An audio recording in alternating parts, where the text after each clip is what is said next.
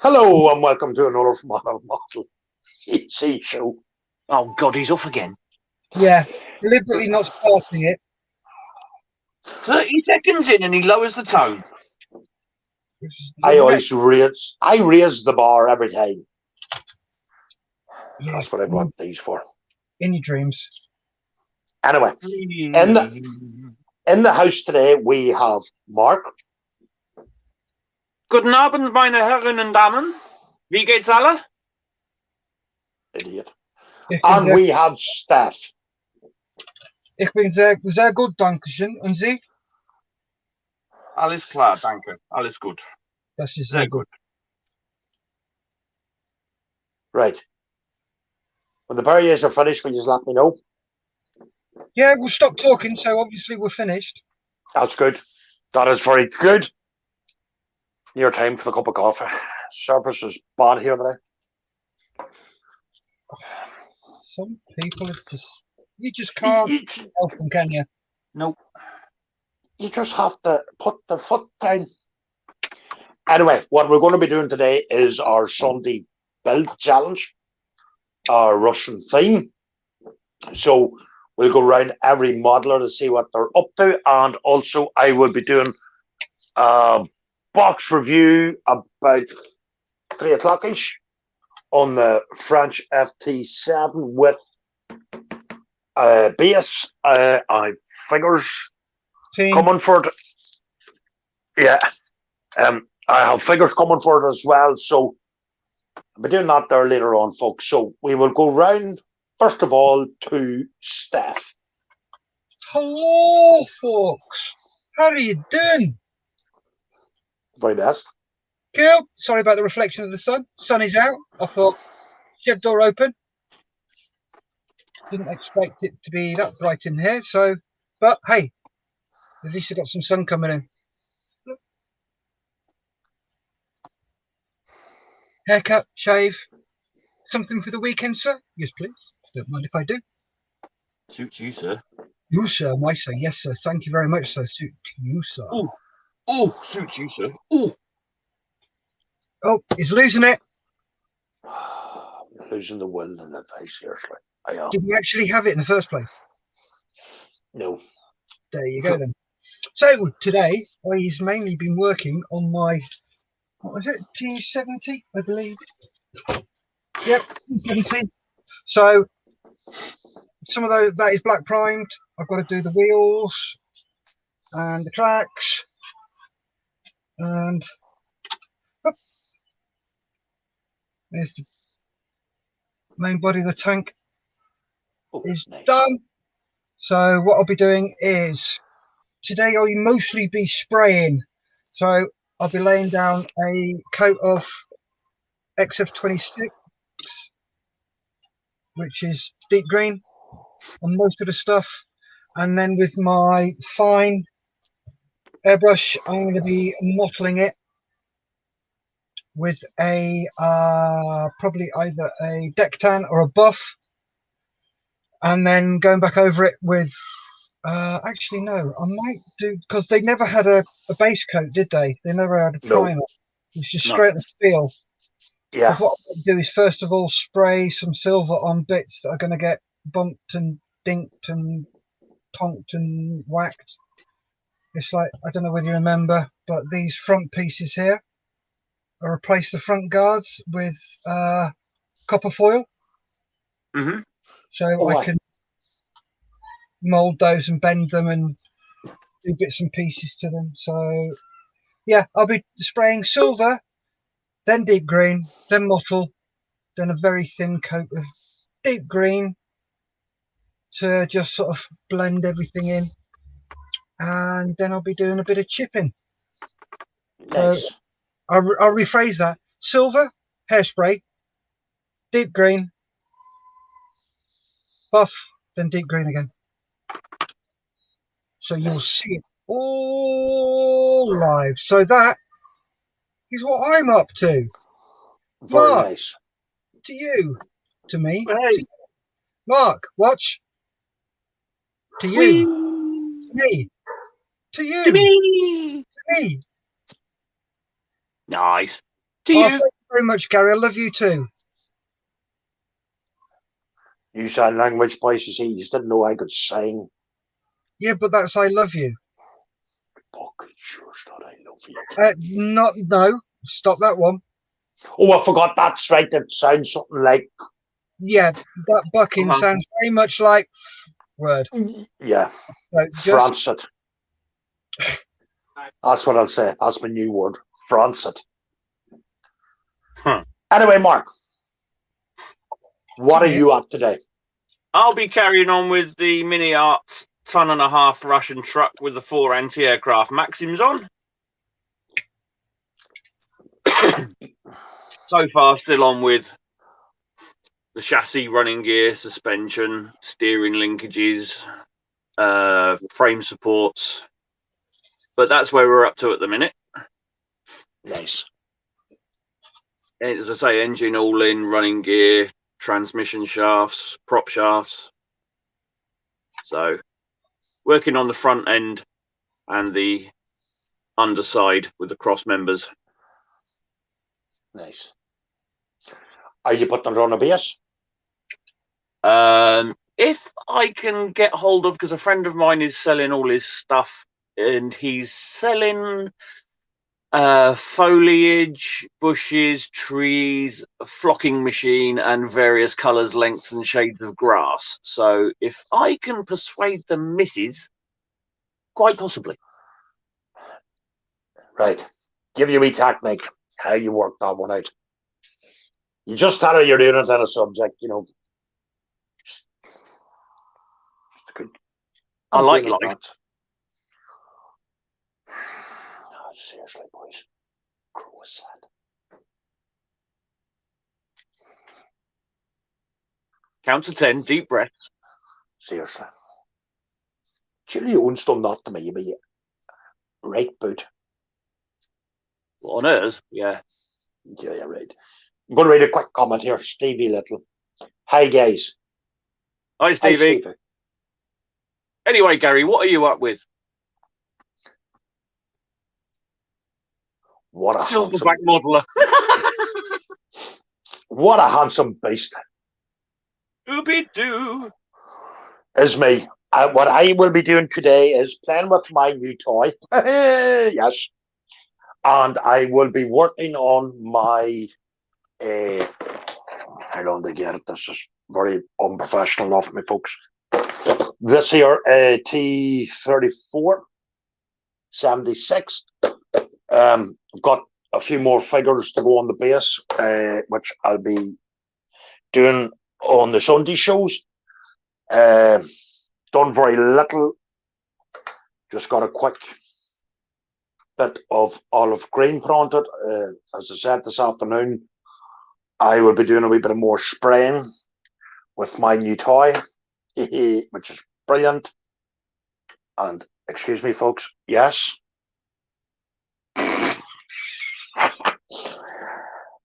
Seriously, how you doing?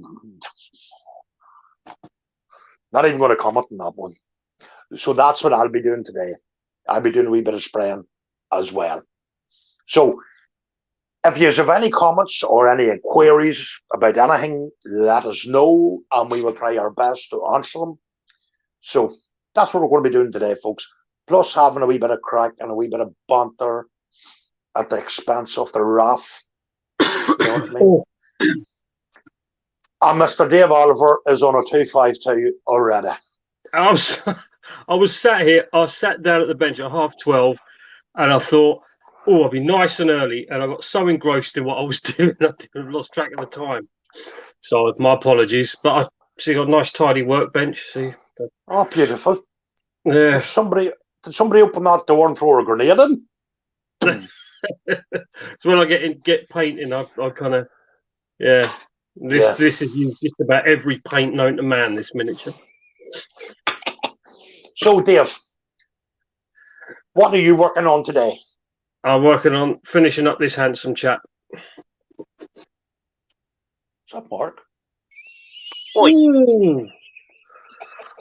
Ooh. Not nice. Body like that. I thought it was you. Ooh.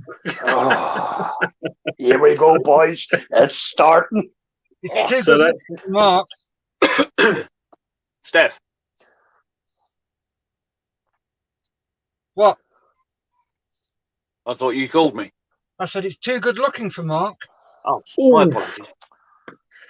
Hey, so I've spent the last hour and a half painting the. I thought I'd give him like a rug, that's animal skin, like wolf skin rug. So I've been painting that, and that's why I was on late. I do apologise. Don't worry. You'll just be 252, don't you? Okay, peeling spuds. That's too late of a punishment. Is it? Okay. Oh, yes. Well, I'm going up to Colchester next week. Oh, well, then you can spend a lot of days up there, lovely place, great resort. Is it? Yeah. How many stars would you give it on TripAdvisor, Gary? Oh, I give it 10 out of 10, not there. Beautiful place. Beautiful people. You know what I mean? All right. Company's great. Get locked in about 8 o'clock or 9:30 at night. You know what I mean? Fairly okay. So, yes, folks, that's what we're going to be doing today. And Mark? Yes. Seriously? Here it comes. Wait for it. Embrace the baldness side, because that there's just looking like a monk. Amen. Seriously. Embrace it, Mark. I would be like you if I didn't. Well, that does make you better looking, it does, Yes. Good job. As you can see, folks, we're very nice to each other today. Well, I must say, this is the first time I had a full head of hair in about 20 years. It's in a different place, but It's all along the middle up top, isn't it, Dave? well, I'll show you. 1 second, if I can do this without disconnecting. Hold on.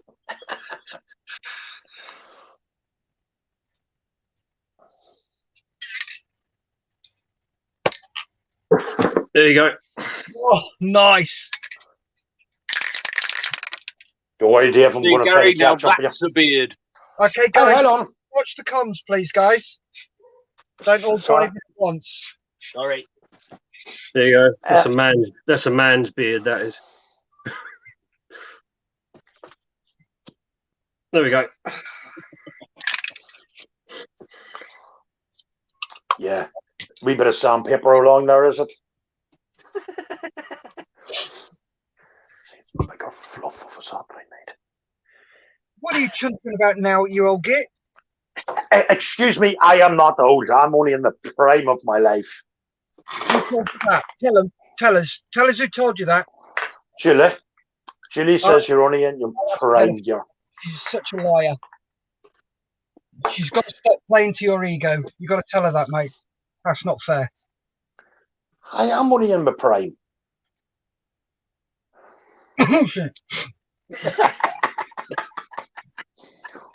That's very nice of you. Did you see Models for Heroes this morning, Dave? No, I didn't. Did I miss anything? Boy. Oh, did you miss anything? Oh, it's hilarious, mate. Yeah. Going to read a quick comment here. Malcolm. Good afternoon, gentlemen. Good afternoon, Malcolm. Good afternoon, Malcolm. Yeah, Mal. My ribs are only starting to settle. Oh, you missed it, Dave. We very nearly broke Gary. Mm-hmm. Really? Yeah. Oh, yeah. Stop it, Gary. Oh, I give up, boys. Why are you giving up, Gary? I just feel like it. Are you spraying, are you, Steph? I will be in a minute. Yeah, why? Will you spray first and then I'll get on to my new toy? Oh, we can both spray at the same time. But then who's going to run the show? Oh, you got two other people there. Yeah. Right, who do I pick? Eeny, meeny, it was like the blind lead and the blind nerve, them two. Oh, sorry, did I say that out loud? Yep. Oh, sorry about that, Dave. Sorry about that, Mark. No, you're Mark? not, Yes, I am, staff. Very sorry. Mark, Yes, Right. Gary. I heard it. will you run the show like a good man?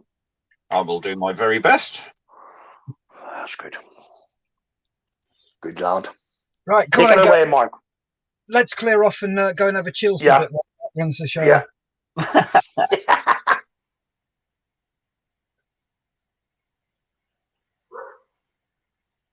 Typical Right, grunt.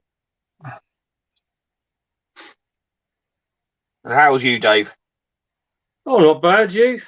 Oh, I'm all right. That's some great work on that high priest or whichever it is. Oh, the blind bishop, yeah. Or the or there was a typo and they put it up on the website as the bling bishop, which I think is actually quite appropriate with all the jewellery he's got on it. But He was bright. You Yeah. painted that up pretty quick. I'll give you that. well, it's be honest with you. I mean, I just thought I'm back to work in person next week, and I just thought, I'm just going to have a weekend painting. So, it's take putting the hours in. But again, it's like I want, and then I'm kind of really want to get back to some model making. I think I've done the figure painting for a little while. I'm just really in the mood to build something again now. So Yeah. I'll get this one done and then move on, do something new. Oh, sterling effort either way. Thank you. It was nearly done, but as I said, it's the detail. You couldn't buy miniatures that detailed. It just wouldn't be possible to mould them to that level. So Yeah. it's good fun. But again, I'll run out of printer resin as well, and it's £40 a bottle. So I'm gonna have to. I've got a bench full of things to paint. So leave that for the time being, I think. How's the truck coming on? I'll show you in a minute. I'm just trying to straighten these two front bumper arms. Is it good moulding? Is it? Or It's a good moulding. It's a flipping fiddly one. right? Yeah, I think that. I think some of the mini art stuff is a bit. They're yeah. Like, I mean, the only kit of theirs I've done. I did a Russian mobile canteen, and a lovely detail, but boy, oh boy, it just did not want to fit together.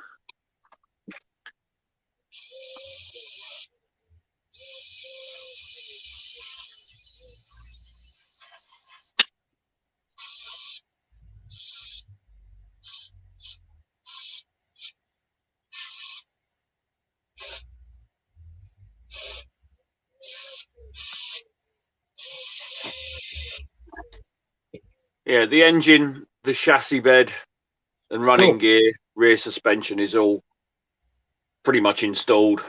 Excellent. Let's see if I can get that against my hand to sharpen it up. Yeah, nice stuff. Yeah. But it's That's that all intricate, it's unreal. Yeah.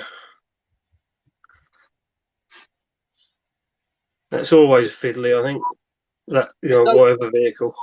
Yeah, it doesn't help this morning when I've knackered my eyes by doing 2 hours making a PE cockpit access ladder for an F-35B.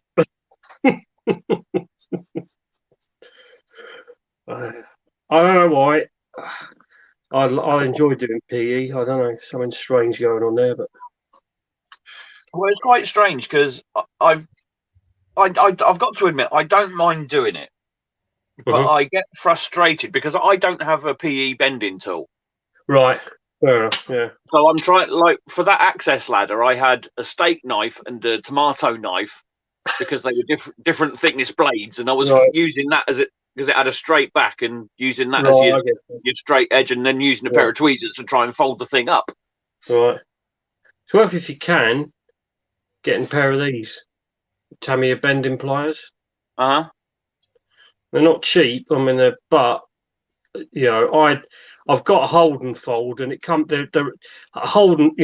9 times out of 10, these will do the job. And then someone's pointing at something. Yeah, I know. Gary's just pointing downwards because there's a message that's appeared on the bottom, and he was trying to attract my attention to from Julian Gary Davis saying, "Hello, chaps." Hi, Gary. Good afternoon, Julian. Julian. Sorry. God, dear. Yeah, but those bending pliers, I think nine times out of 10 they'll do the job. Yeah. But I got mine. This is when I first started for £2. Basically, it was on a model shop and someone put the decimal point in the wrong place. Oh, It should have been 20. So I remember putting a post up on Brit Model, and obviously had a run on bending pliers because they sold out within. Well, no, they didn't sell out. I think within about half an hour, someone had realised the mistake when all of a sudden they sold more pairs of pliers in half an hour than they had done in the previous year. So a severe case of why have we got a run on pliers? Oops. yeah, why's this got that number one product? Yeah, someone's put the decimal point in the wrong place. It's funny. You should see the amount of people that are complaining to them if they put the decimal point in the other direction and make it 200. Yeah. A friend of mine, he worked for a removal company, and one of the guys he worked with, he was a lovely bloke, but he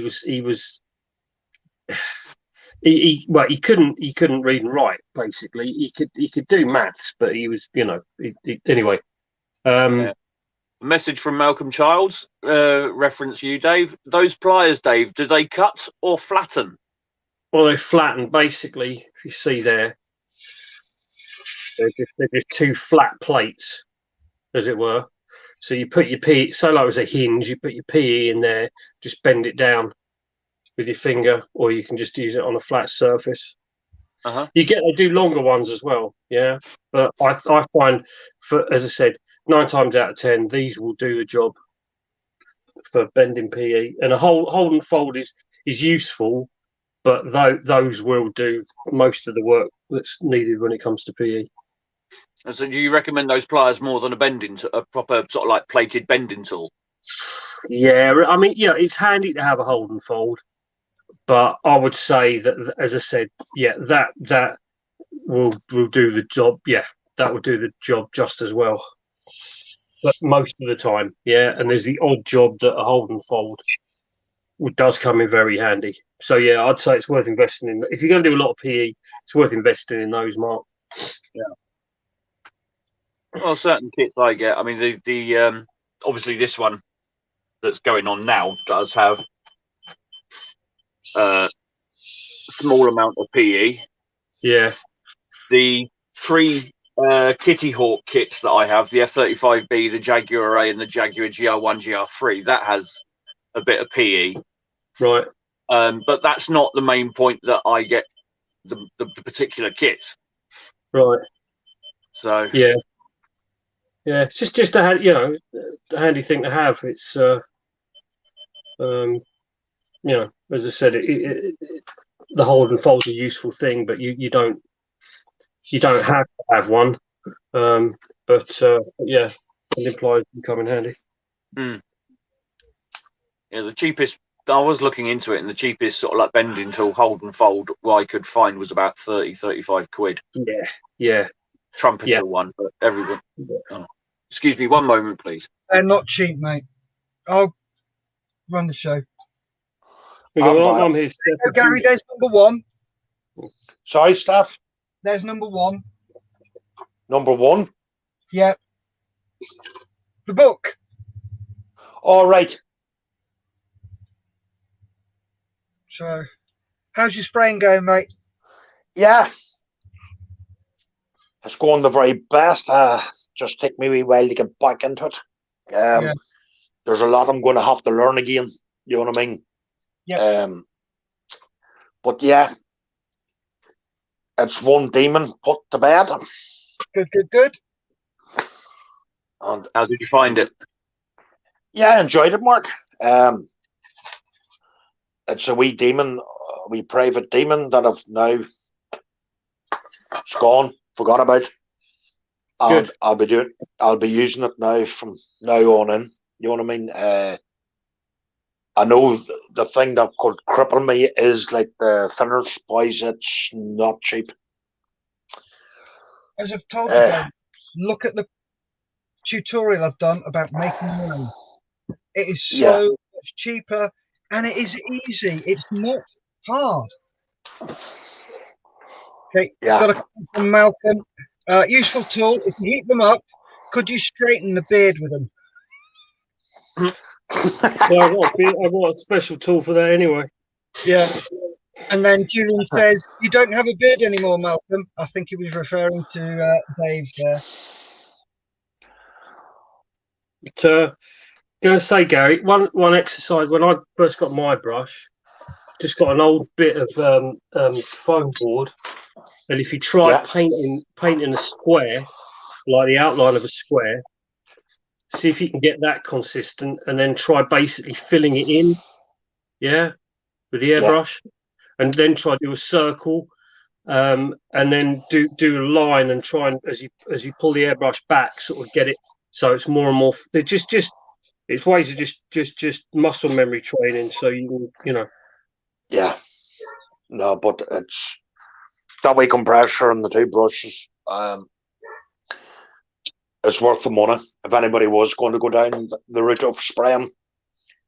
You know what I mean? It wasn't too expensive. Got it on eBay altogether, 98 quid, which wasn't too bad when it came with two airbrushes. I know they're only wee cheapy airbrushes, but they'll do for the time being until I get back into it. And then I will buy a dearer airbrush, something like Steph or Marcus or yourself, Dave, you know.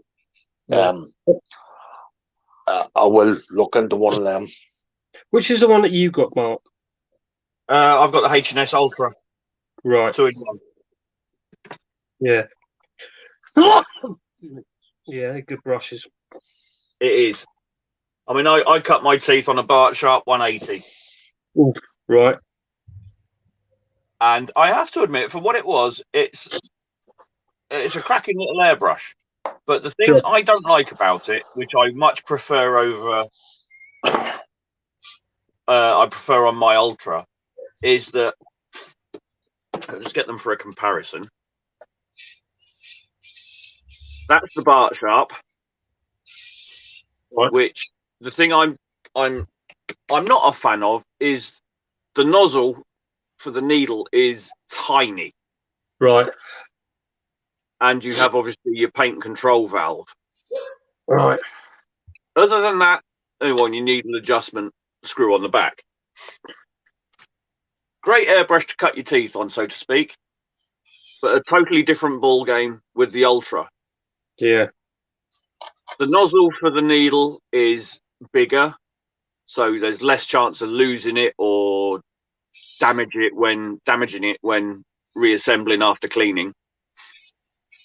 No paint adjustment valve and no needle adjustment. So it's all down to your trigger.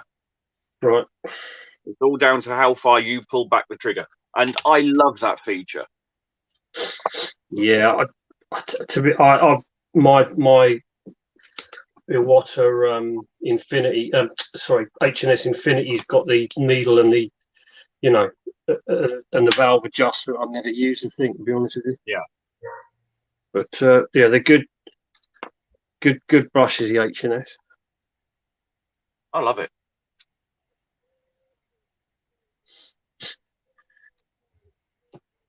A worthy investment once you've got yourself sort of like up to speed with it. Yeah. Again, I suppose it's like going back to those bending pliers. You're gonna have them forever. They're not gonna break or wear out. It's I bought mine. I was trying to do some. It was one of the first models I dealt with PE, and halfway through, I'm just like, this is just. I was trying to do it with two razor blades, and after the fifth bit pinged across the room, I'm like, there's got to be a slightly easier way of doing things. But yeah.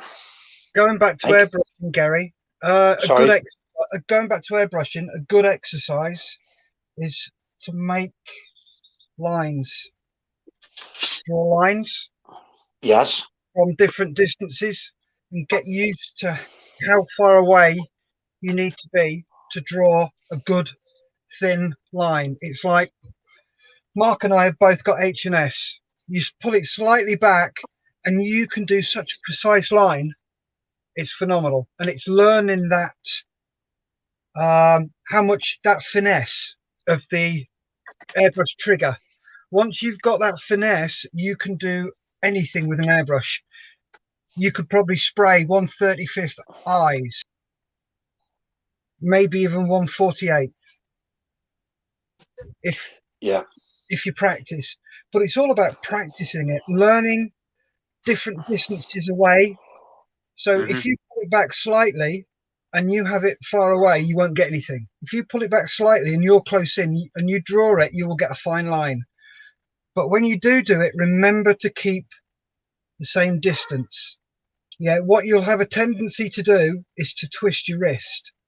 Lock your wrist and keep it at that same distance all the way. What a lot of people do is you're so used to painting with a brush and brushing with your wrist, that will transfer into your airbrushing. And you'll have different coats. In the middle, you'll have a good coat. And either side, you'll be thinking, well, why is it like that? Why is it sparse over here, good in the middle, and sparse over here? It's because you're breaking your wrist. Keep your wrist locked and keep it at the same distance all the time. And then you'll get great coverage. Just remember not to break your wrist when you're airbrushing. That's one of the biggest mistakes beginners make. And until you learn that, you won't get a consistent line. You'll get a fuzzy line around the edges. So that's one thing to keep your eye open for. Have you done any comments? No, I haven't seen any stuff, to be honest with you. Okay. Malcolm just says, have a good Sunday, dudes. I'm Oski. Okay. Thank you, Malcolm. Thank you, Malcolm. It's all just getting back into things again. Yeah. You'll come, Gary. Yeah. Well, the biggest... sorry, Steph. What I'll do, Gary, is let me know when you're free, and I'll run through some of the stuff that I was taught from a professional airbrusher when I went on that course, and tips and tricks that he taught me that are just fantastic. Absolutely amazing tricks that just give you that extra bit of scope. Yeah.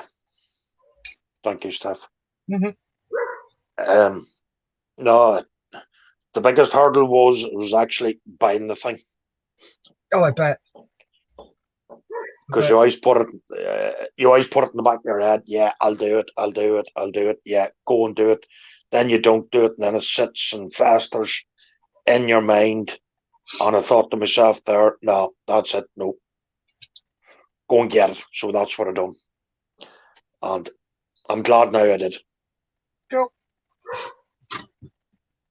It always helps doing that, though. There's things you just can't like you say, like the kind of two-tone camo on like a tiger or something. You just can't. There's no way you can brush that. You know, it's just get that feathered edge on the camo. You just the only way to do it is an airbrush. Yeah. Yeah. All will come good in time and with patience. Just remember, Gary, Rome wasn't built in a day, and it will take time to build up your skills again. Oh, yeah, definitely. You know what I mean? But I wasn't going to use it this morning, I'll be honest with you. Yes, I bought it, but I was always saying, right, you're going to do it today. You keep putting it off, And then this morning, when I was on with Malcolm, I thought, no, I'm just going to do it here. And I'm glad now I did take that jump. Good. Good man. Might be worth, Gary, if you got an old kit that maybe didn't turn out so good, and experiment on it. Yeah, you know, that's another thing. I remember just being given a load of kits, and half of them were incomplete, and got the tank hull off a Tamiya Stewart that didn't have, it had half the parts were missing. So I just put the hull and the turret together, and just had a mess around on that. Yeah, that's a good idea, actually. Yeah, it's always good to have a mule. Yeah, definitely. And then it doesn't matter if it goes wrong, does it? So. No, it doesn't. as you said, there's only so much you can do with the brush. Yeah. And Yeah. definitely the airbrush does come into its own. Well, again, I mean, just using it's the second time I've had this conversation in 2 days, because when I posted up when I've done the zenithal highlight on this figure, I posted it up on their homepage, and a lot of figure painters really, there are uses for an airbrush in figure painting, but not as much as doing actual model subjects. And the guy was, he we're having the same conversation, and I'm saying, well, it's for figures, it's like for the highlights and pre-shades and stuff like that, but you couldn't do that with a brush. You just couldn't get that effect. So it's learning experience. Yeah. But then again, it's all about learning. Yeah. Yeah, just don't bend the needle at a 90-degree right angle when you bang it on the back door. Not that I've ever done that, you understand. Yeah. Did the back door win that argument, Dave? My friend said it did, yes. Yeah. All right. That's when he told me about it. Yeah. I was like, oh, bollocks. So I tried bending it back in the shed. No, I wasn't having it. So I think the beauty about this channel too is you can learn a lot. You know what I mean? Boys can go back over it and see it. You know what I mean? Yeah. No, I like it now. Yeah. Well, the thing is, when I sorry, Gary, sorry, what you going to say? I think the biggest thing is not being scared to make mistakes. Yep. I know there's times there you do make mistakes and making kits and stuff like that there, you know what I mean? As realizing your mistakes and then trying to do the next stage up, trying to put the next model you make just a wee bit better. You know what I mean? Yeah. I know there's boys out there and wow, they are fantastic. You know what I mean? But how many mistakes have they not made to get to that level of modeling? You know what I mean? It's like Steph's show there. Steph's not scared to show his mistakes. You know what I mean? It's like another man out there on YouTube, in the YouTube world. He's starting to go over the basics like we covered, if you know what I mean. So, I think it's all about sometimes you have to take a step back to take a step forward. Yep. If you know what I mean. I think that's a way forward as well. Yeah. Well, I don't know what I don't know what the rest of the guys think about that. Mm-hmm. Never be afraid to make mistakes. Well, I was going to say it took me three projects before, three full, in total probably about 8 months work. Obviously not one after the other, till I did a snow scene, a snow diorama I was happy with, where it didn't just look like a bad wedding cake, But that just I did 3, and it was only the last one I did that I actually thought that's what I've been kind of striving for, So yeah, it does some effects. And rust, I've never quite got to this day. I'm still not happy with the rust effects that I do. There's still, they still could be better. So you're always learning. What about you, Steph? I'm with Dave on the rust. I just can't get it right. No matter how I try. But I was quite lucky. My better half bought me a airbrush course with a professional airbrush artist. And the funny thing, he does lots of stuff on scooters, as in Lambrettas and Vespas. And didn't realise, but he was the guy who did one of mine once. And we had a good old talk about it. But I learned so much about airbrush control and how you do it from him. It's unbelievable. If you can afford it, get on one. Yeah. I believe there is. You can do one. There's one near you, Gary. He does airbrushing courses. There is yeah. He's very, very good. Let's see if I can show you here.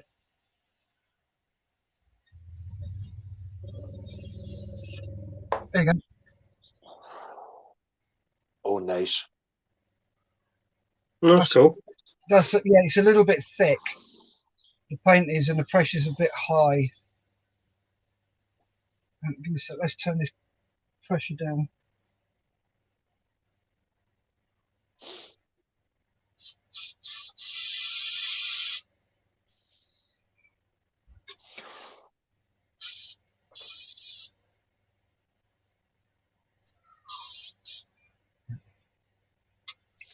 Let's see if I can show you.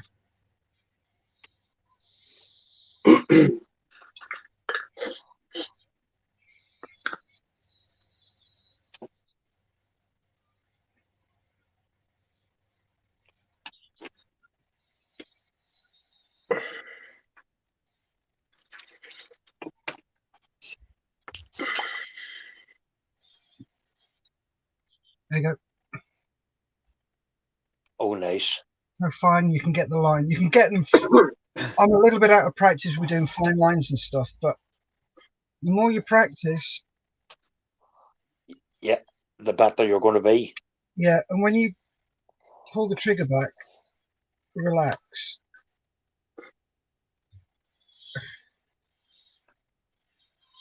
Right. Yeah, just relax doing it. Don't worry about it. You just take your time. And as the guy said, practice, practice, practice. Rather than using your paints, get yourself a cheapy bottle of ink. Mm-hmm. Just chuck it straight in and practice doing lines occasionally. Must do that. I have a wee bottle of ink here I don't use. And there you go. There's your practice stuff. Bit of white card or white paper. Yeah. And away you go. I'm going to finish putting on the primer and this stuff, so I'm going mute for a minute. So, Okay. Mark or your staff, whichever one of you want to run the show for a minutes for me. Yeah, No problem. I'll do it for you, mate. All right.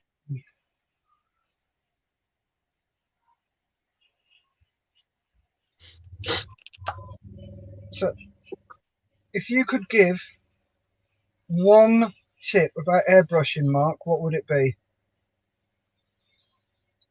One tip: don't Yeah. be afraid of it. It is not a dark art. Dave? Oh,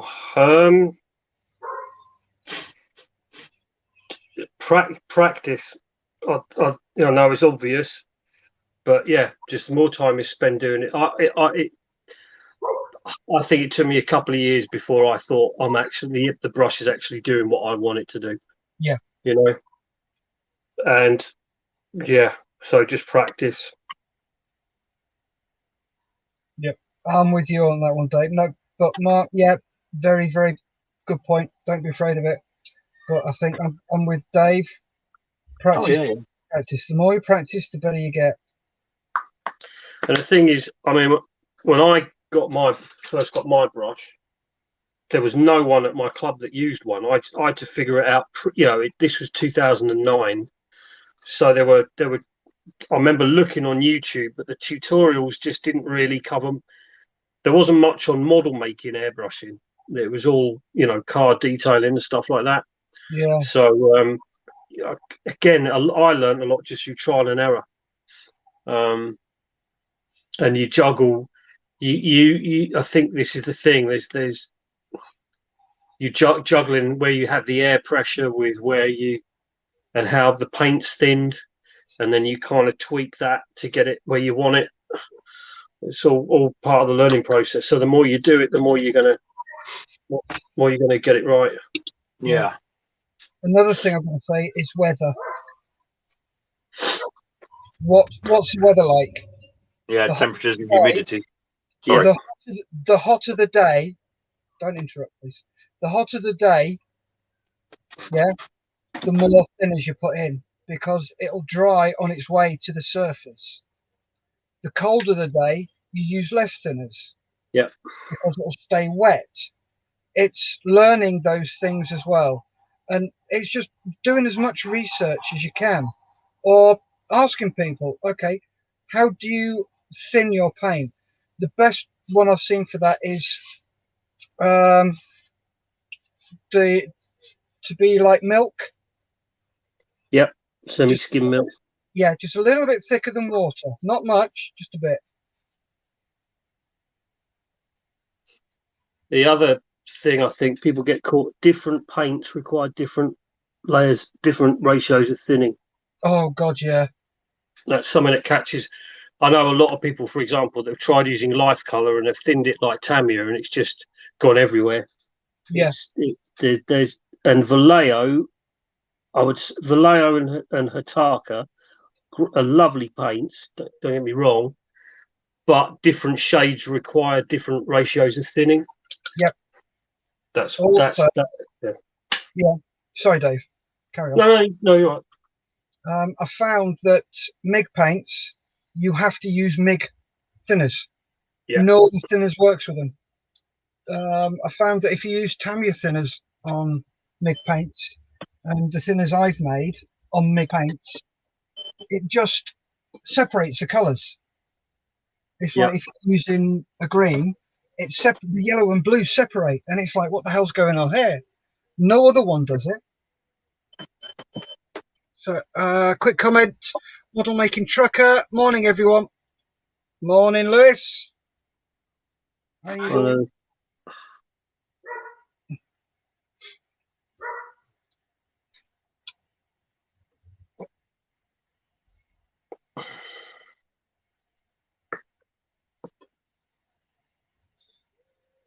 There we go.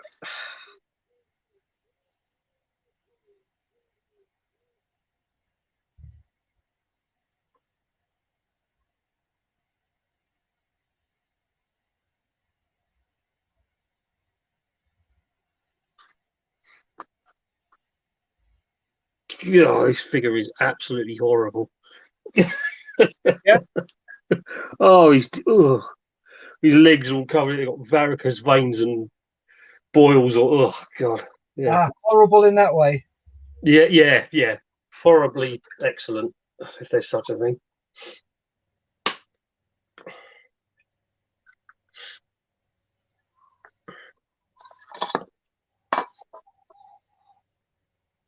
It's interesting early on, Mark, when you're talking about the first airbrush you had. You used Brett Green. Oh, okay. Brett Green, the Australian guy, uses some god awful Aztec. It's a plastic airbrush, but he said he's tried everything, but there's something to be said. He's so used to it that it's foibles, but he's so comfortable using it that he doesn't see any point in using anything else, which is fair enough. Yeah. Well, if you're comfortable using it, yeah, then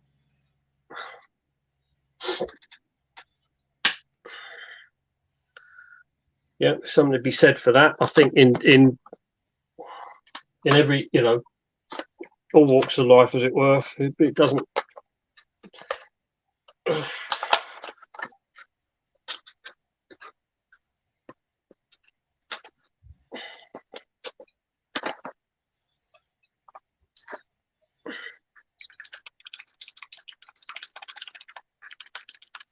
Oh, that just sounds so wrong, Dave.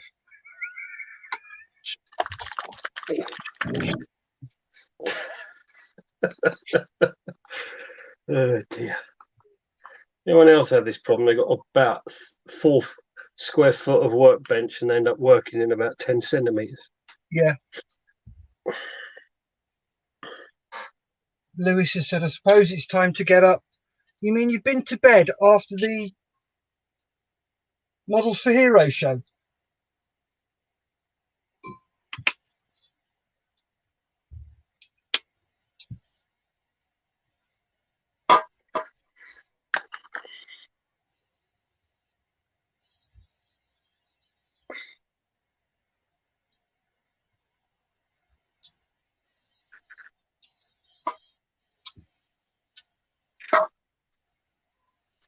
Don't know. Maybe he's a James Brown fan.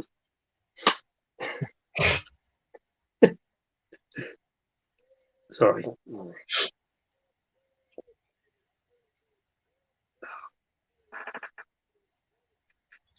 He says, "Oh yes, that Sex Pistols pic just took it out of me. Oh, bless him. Yeah, that was a bit of a rum picture this morning. We did these flashcards, Uh-huh. so they had a gun and a rose, and you had to guess the group. So guns and Right. roses. They had these two people having sex, and then a pistol. So obviously Sex Pistols. So I sat there and went, nah, money shot, and that was it.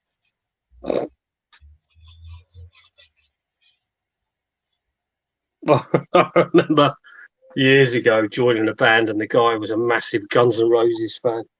Yeah. And we tried to think, he goes, "You've got to think of a band name," and all the ones he got were like Machine Guns and and rhododendrons, pistols and shrubberies. Yeah, you Guns N' Roses fan, by the chance?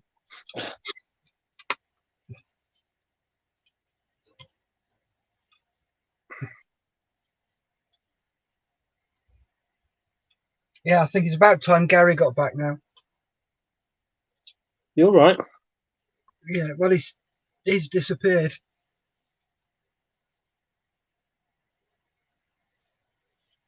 No, I haven't. Oh, you're there. I'm here. So I am. You're right, Gary. Oh yeah. No. I was just trying to clean out my airbrush. That's all.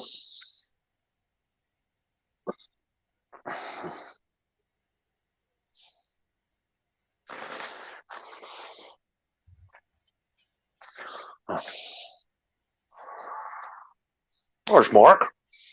I'm not sure. He was there a minute ago.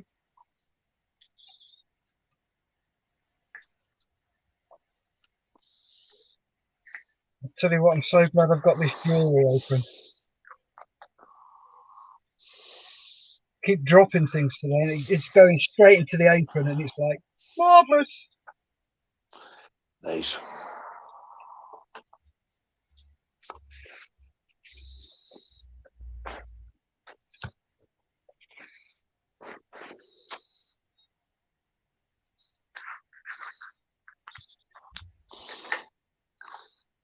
There's a comment for you there, Gary. Model making trucker. Loving the beard, Gary. Has Julie got used to it yet? No. Hello, back in 2 seconds. Cleaning out my airbrush here. Hello. Okay.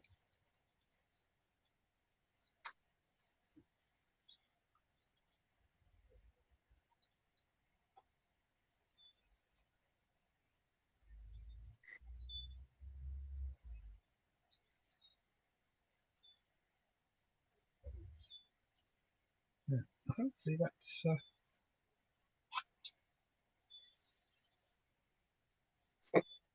sorted.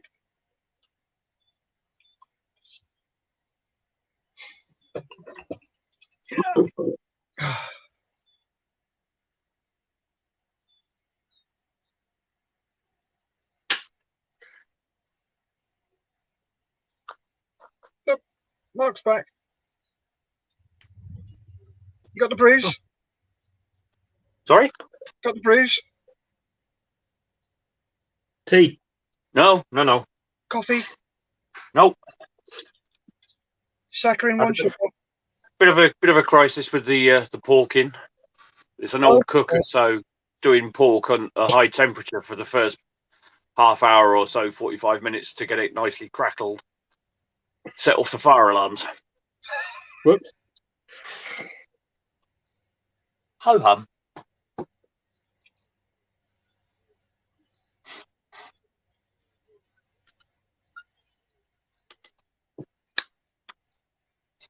God, it's a beautiful day out there today. Oh, it's absolutely gorgeous here. We'll get the bike out tomorrow, I think. Things not Right. rusted to the spot. No way to talk to you about your girlfriend, Dave. Put some air in the tyres on my bike. Give her a good ride. Uh-huh. New matron. Buff the frame.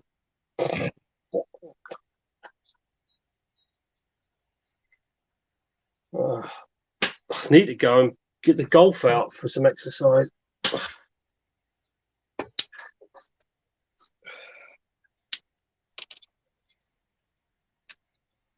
Tell you, Mark, on the H&S, the one thing I would love to see is a little, you know, like on most airbrushes, you've got the screw at the back. Mm-hmm. So you can set how far you can pull the trigger back. Yeah. I'd love to see one of those. It's the only thing it's missing. If I had one of those, for me personally, that would be the ultimate airbrush.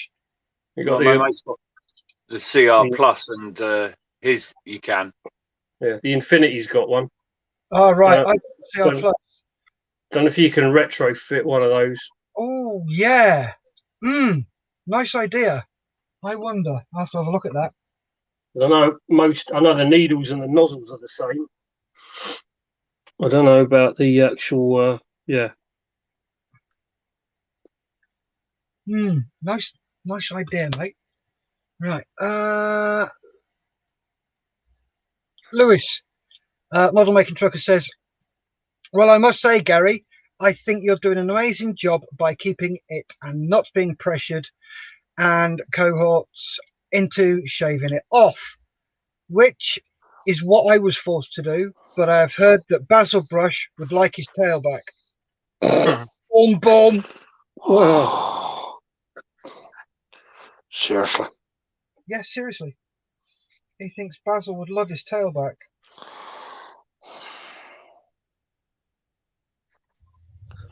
I do give up.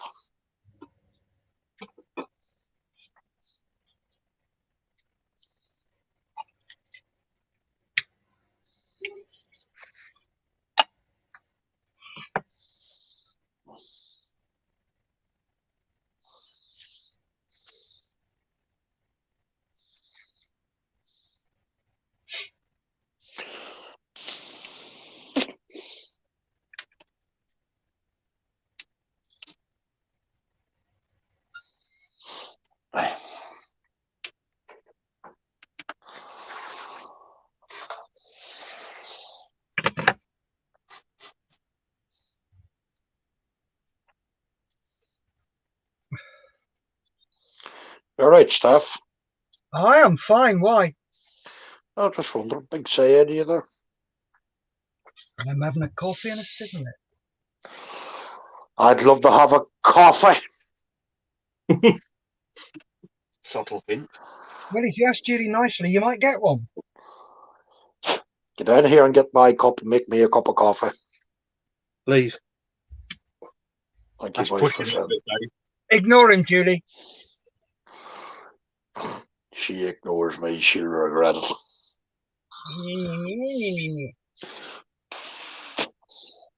5, 4, 3. Yep, there you go.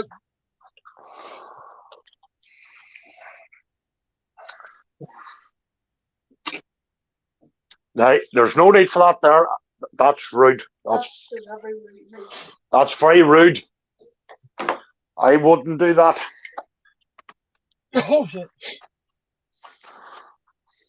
No, I would, Steph. I wouldn't be as rude as that. No, you'd be worse. Oh, thank you very much. No, anytime. Oh, hey. Gary? France, and I forgot to say France. Yeah. I'll have to remember that. France it anyway. Yeah. Well, it's not my fault they can't pick up my accent anyway at the same time, you know. I was supposed to show you these brainy, so-called brainy people. More brains in theirs, my treasures. Anyway, folks, in the next lot of minutes, I will be doing the unboxing. I have to say, I'm very chuffed a lot. Finally, you're actually going to do something. Excuse me, look, I was priming. I'm very chuffed a lot. Yeah, it'll do a trick. Oh, cool. Yeah, it'll look fantastic when you get some paint on it, Gary. Yeah, I'm very happy with that now. Very happy. Yeah, you just need to get that app that allows you to focus things. Yeah, yeah. I'll show you how you can focus in a minute. Sound like Muttley off Wacky Races Russian. Hey, Dave. Sorry. You've been good up to now.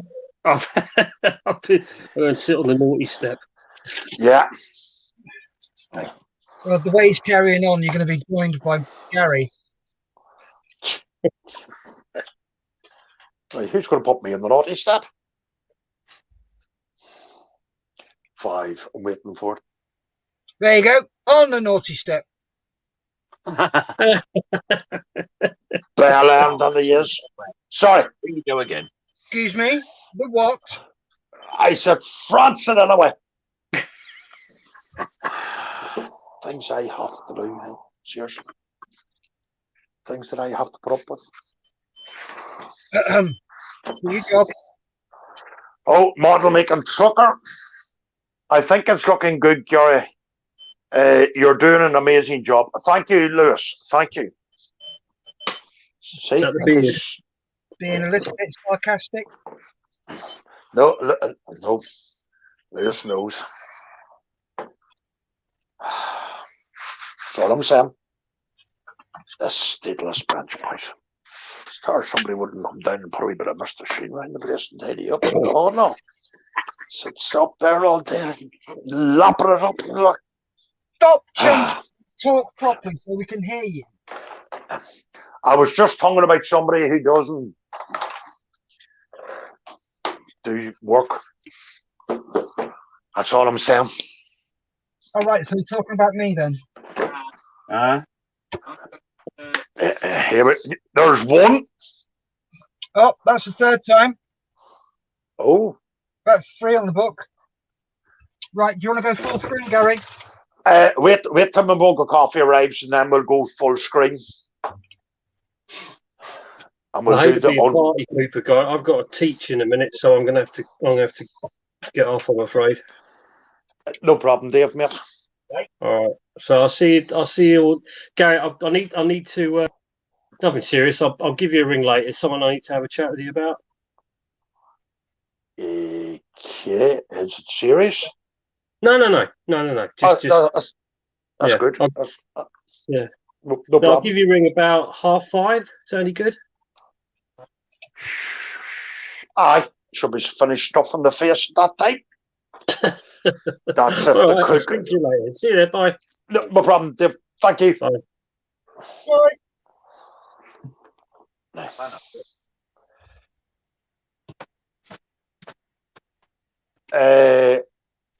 Was that a comment from our Lewis there? Oh, there's a couple of comments there. Right, go. Julio, sorry. Model making trucker. Just time to prime it now, buddy. Oh, thank you very much, Lewis. Julio's. That's not the attitude. It's your model room, dear. You clean it. Not the attitude, Patel. Not the attitude. Model making trucker. You tell him, Julie. Julie owns. I will lose. LOL. No. I definitely do give up. No talking to these ones nowadays. It's all right, we'll go on mute. Who's going on mute? Mark and I, while you do your box review, like we always do. Yeah. Well, I'll carry on now with it anyway. Thought you were going to do it once you get your coffee. But sure, I don't know how long it is in Colombia. Oh, sorry. She's back from Colombia. Please give me that coffee. There's no need for that now. You want the word? No, I don't want the word. That's violence. I've witnesses to that violence. Didn't see a thing. Ah, typical. Typical. Right. I will go now full screen, staff. Please. Please, staff, could you put me full screen?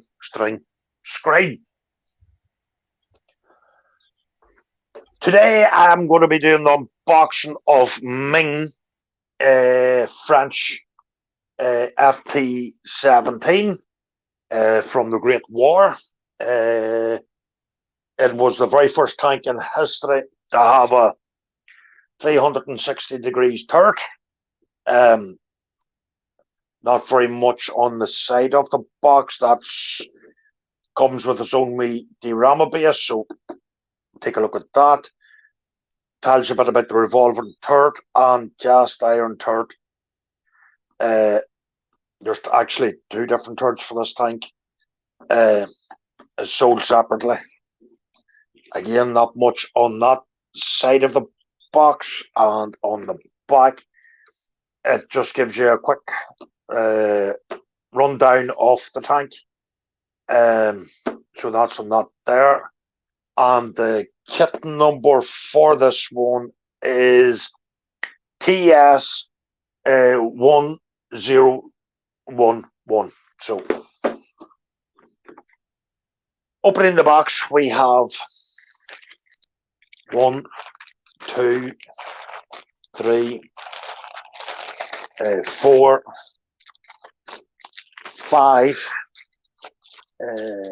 7, 8, 9 little bags of lovely little screws.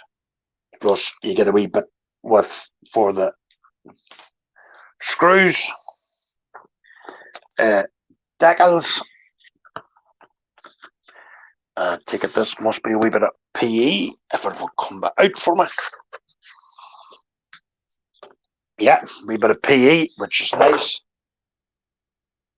And also the idiot's guide. So we'll take a look at that later on. We'll put that, I'll put it there. So we'll try to get it in some sort of order first before we go through it. Sides.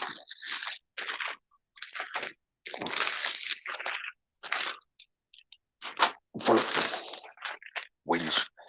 First of all, we're going to take a wee look at the diorama base here, which I think was a very nice wee touch to get with this kit. Again, it's a subject that I really love, is the Great War. Anything to do with it, the technology that came on in the battlefields and weapons and so forth and so forth. So this is the very first screw, the wee diorama base. What you get is, I'd say this is the side of the trench, looks like it, yeah. A couple of sandbags, and where the tank will actually sit itself. Nice wee touch. Nothing really too much to that wee screw, but I think it's nice to see them molded in off the tracks on the battlefield, which I should have some fun with that there. That's the very first screw. The next wee bag we're going to take a look at is the wheels. I did build the 1/16 scale of this one a couple of years ago. full interior, everything. It's now sitting with in a private collector's hands.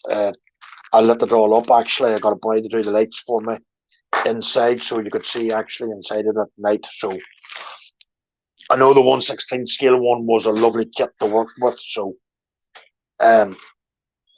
you get two screws basically the same. Screw D.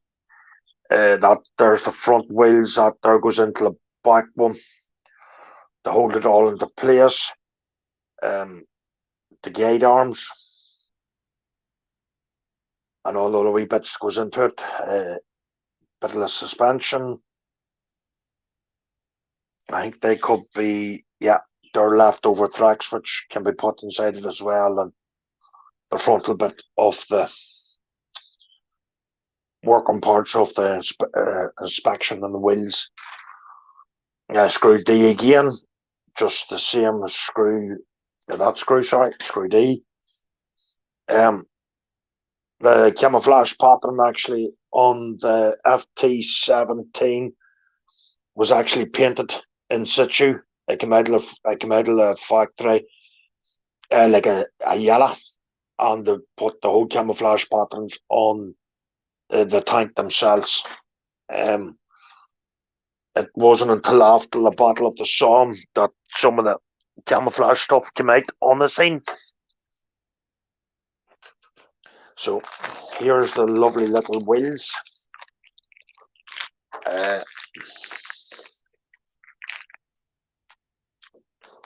the man who actually invented the revolving turret was an Italian, can't pronounce his name, but it wasn't until France got into the war and they looked at tank manufacturing. So that's why they were the very first army to have the revolving turret. These here are all the little wheels. Funny games of them wee boys. And another wee part of the expansion there too. Again, screw E is just the same. Just all them lovely little wheels to be put together.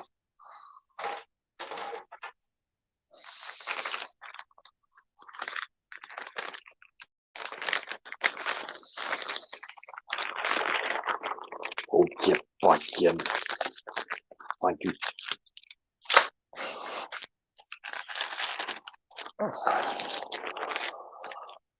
Next one, we're going to take a look at the actual body of the tank.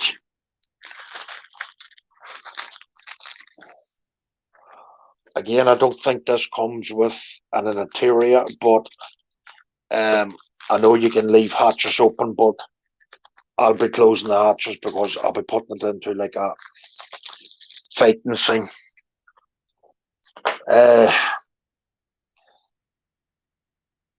This is screw L. That's a bit of wood for the trench scene. The two sides of the FT7, and that there is the body of the bottom bit of it, and that there's more of the sandbags material for the wee trenching. Again, lovely molded. Have funny games with that wood, weathering it down, baiting it down, stuff like that. But the Germans didn't have that sort of trench. Everybody thinks it was the same. It wasn't. The Germans had sort of like a whittle effect or a wattle effect. They didn't really have much timber and stuff on their side. The British and the French did, yeah, but the Germans were more wattle, and it was built completely different than our trench system. But again, it's nicely detailed. All them injector pin marks will not be too hard to get rid of. Sand them down, but you're not going to see them when it's all closed in. But yeah, it looks a very well detailed little kit.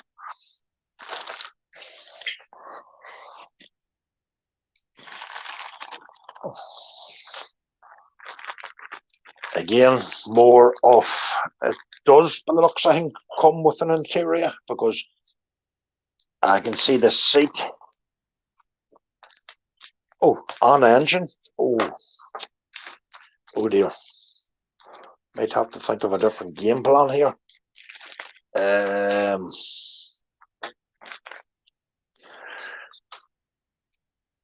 Again, lovely detail, lovely rivets on the FT7. Yep, that's part of the interior. I know that from the 1/16 scale one I built. Fire extinguisher. Yeah, that looks like a part of an engine. There's the throttle brakes and all. So it must do come with an interior. So that is a big, massive bonus. So yeah, again, it's lovely molded. It's well detailed and everything. Might have to think on a different route in this one, because I know that's the back bit for the, like a stabilizer. That there's like a skid, or a bigger bit than a skid, for the stabilizing of the FT7 going out to no man's land and stuff. So definitely surprised with a full interior, maybe.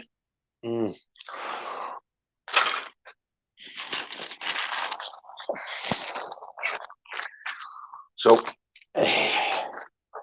more of the sides and stuff. It just actually looks like the bigger one that I made. There's very little difference by the looks of it. Again, lovely detailed. Love all them rivets. Go to town on them. Really nice. I like it. Like it. Yeah, I will be rivet counting this one. It is brilliant.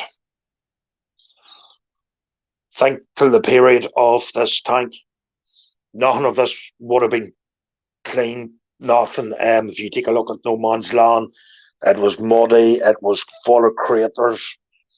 Everything. So you really can't go to town on the weathering of these vehicles. I've plenty of reference pictures, everything, so I know what way to weather this vehicle. Nice. We pick, shovel, and a sledge. Again, the floorboard is excellent. Love the texture of it. Yeah. Oh boy, go to town on this one very quickly. Again, very, very little flash or anything. Yeah, the wee nubs are to be cut off, but absolutely beautiful. Anything that Ming make anyway, Steph will tell you, outstanding quality. And I can't believe I got this for that price. Matter of fact, I stole this kit at that price. There's the bonnet.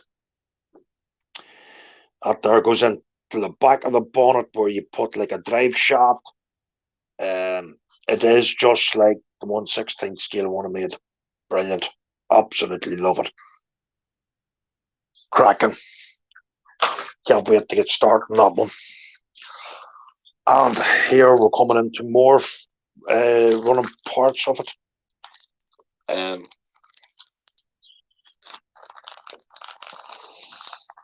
But as I say, it was cracking. It is a cracking kit, folks. Absolutely beautiful.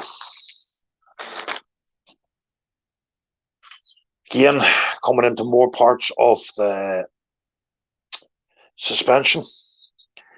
This is where it all will sit into. For the drive shafts, the machine gun, I can't remember the name of that one. It was belt fed, but I know it had peronage to stoppages. The French really never mastered the machine gun in World War I compared to the Germans and the British. They really did master their heavy caliber weapons. The German army was the very first army to have an air-cooled machine gun. So they really were very far advanced compared to the British and the French and the Belgians and stuff. You know, they were very, very powerfully made up army. But yeah, I know that. I can't remember the name of it, but I will get the name of it. Another wee part there belonging to the inside. It is beautiful, absolutely stunning little kit. Again, you can see all the lovely rivets detailing that there. It is magnificent. I will be going to town in this one. There's a ammunition crate. Can't wait. That could be my next build, but it's not. A few of the ones to do first. Cracking little kit, folks. And also the last but not least part of the turret.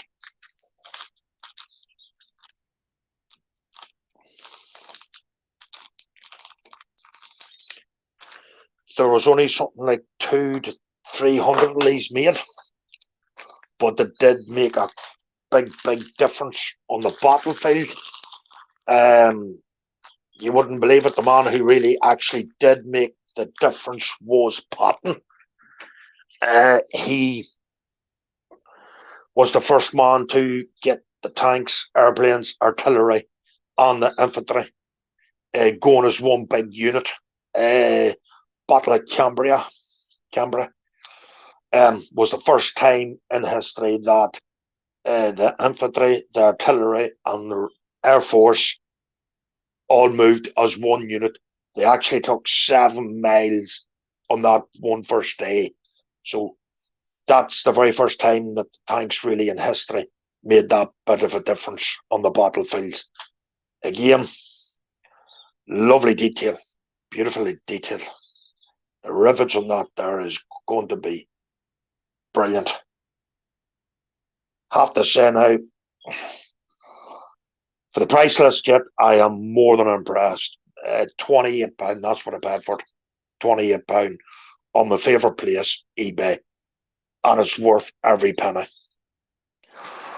Right. And last but not least, I know Steph's not a big fan of these sort of tracks, but I don't mind them, to be honest with you. Don't want to open the bag. They're just clicking together. Not a problem. I actually don't mind them. Tracks, obviously, you get the screws and the springs, you wouldn't believe it, for the suspension. So it would be a workable suspension on this model. So again,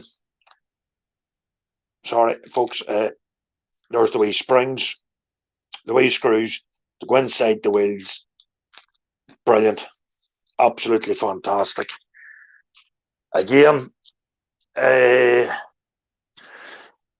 decals or decals or whatever way you want to pronounce it, I call them decals. I know I get toned for calling them that, but I'll call them decals.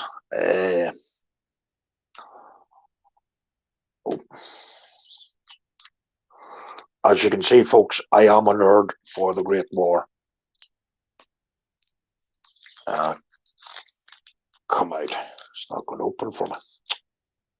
Oh, nice one. Normal service will resume quickly, folks. Sorry about this.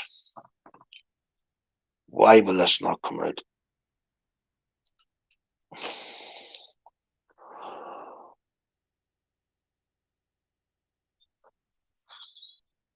What do you see?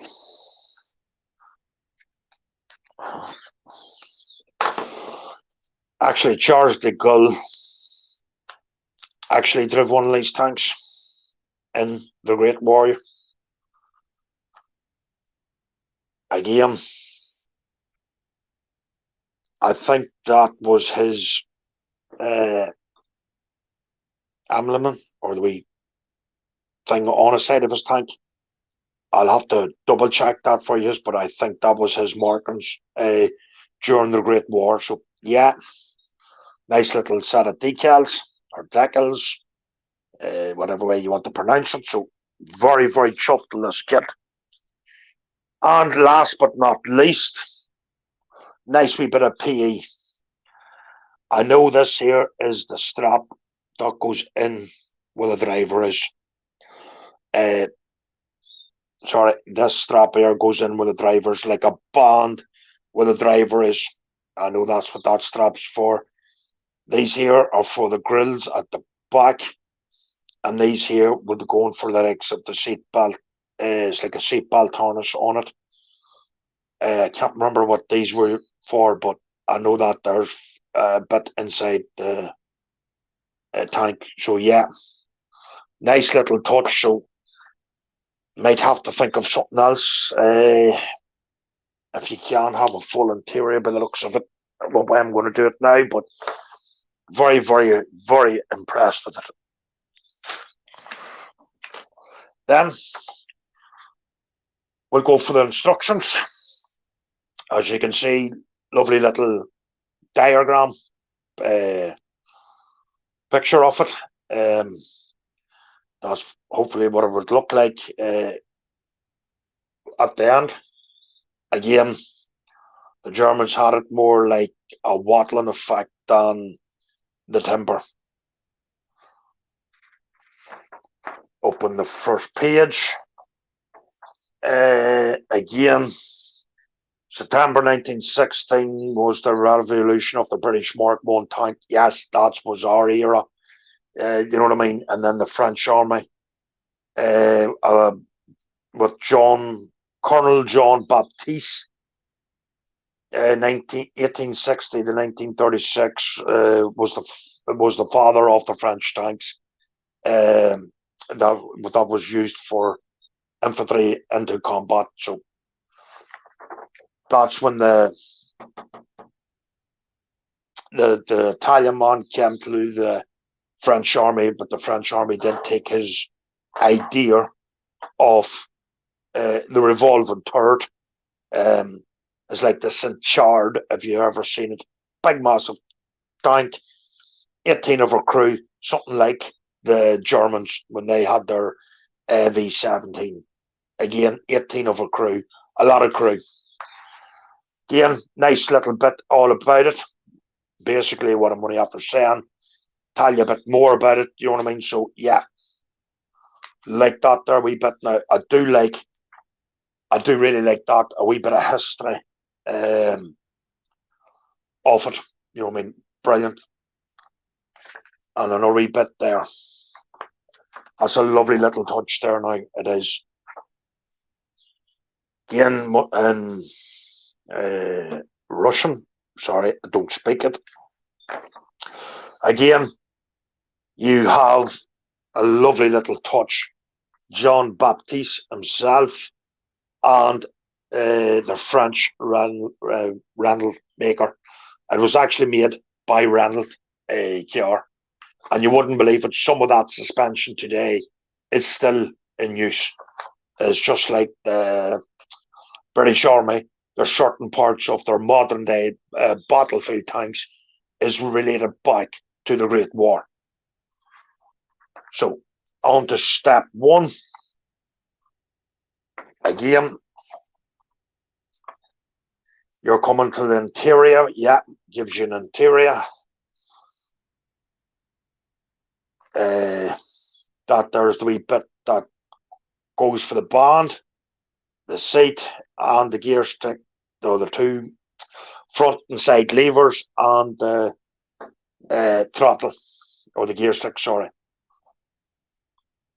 Radio, or like a gauges there.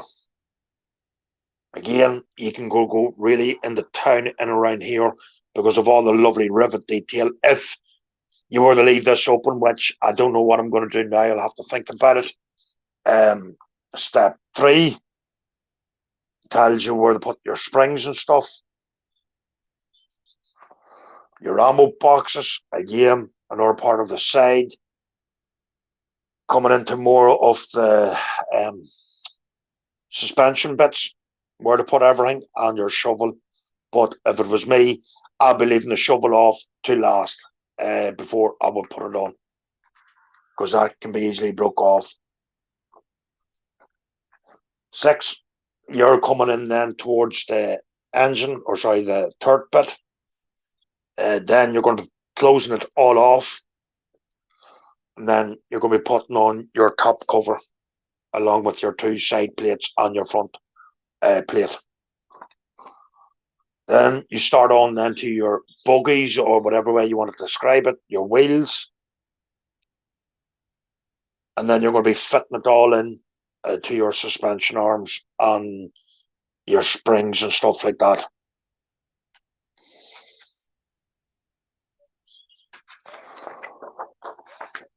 Ten is still the same bit. You'll be still working on your suspension and stuff, getting your wheels closed off, and starting then maybe to think about a wee bit of weathering and dirt. As you can see, top bit into the gator wheel, into the big wheel itself, goes to the front. As I said, I knew that wee bit there I showed earlier on. The back's it's like a skid, to stop it when it was going over no man's land, that it wouldn't fall back on itself. Again, you'll be putting it all then onto the side of the tank. Nice little diagrams how things go, very well laid out, not like mini art. Then step 12, you'll be working on your tracks, getting them into place.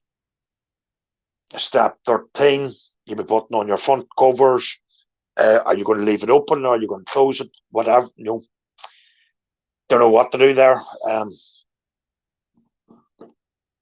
Not with the figures of coming, wouldn't work for me, but I don't know. Probably will have to close it all off, and same there.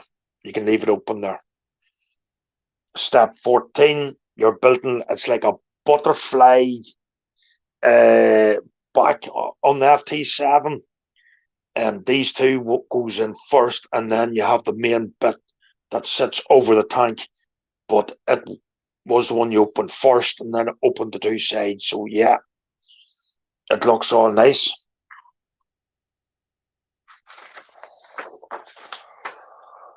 Then you'll be starting then on the turret itself, getting the machine gun and the cannon ready.